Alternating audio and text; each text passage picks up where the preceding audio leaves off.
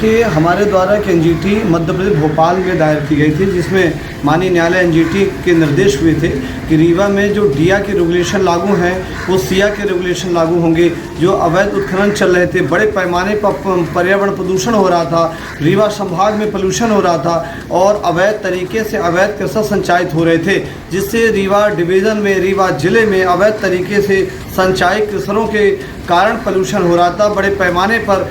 Patient दमा की बीमारी रोगी बढ़ रहे थे। इसको लेकर हमने माननीय एनजीटी न्यायालय में एक जनहित पिटीशन दायर की थी, जिसमें माननीय न्यायालय ने सुनवाई करते हुए मध्य प्रदेश, छत्तीसगढ़, राजस्थान में डिया की जगह सिया के रेगुलेशन लागू कर दिए गए थे। 3 प्रदेश की सरकार ने इस आदेश के विरुद्ध माननीय सर्वोच्च न्यायालय की शरण ली थी 1 वर्ष पहले। माननीय सर्वोच्च न्यायालय ने उन्हें स्थगन आदेश भी नहीं दिया और कहा कि जो एनजीटी ने आदेश किए हैं वो लागू किए जाने चाहिए, उसके लिए आपको समय वृद्धि की जाती है। लगातार समय वृद्धि होती गई। सब लोगों को सिया के रेगुलेशन में ऑनलाइन अडॉप्ट करने और सिया के रेगुलेशन को अडॉप्ट करने के लिए टाइम दिया गया था। 31 मार्च 2025 को सिया के रेगुलेशन अडॉप्ट पूरी तरह हो जाएं और 31 मार्च 2025 के बाद सभी जो कृषि संचालित हैं, जो लीज हैं, जो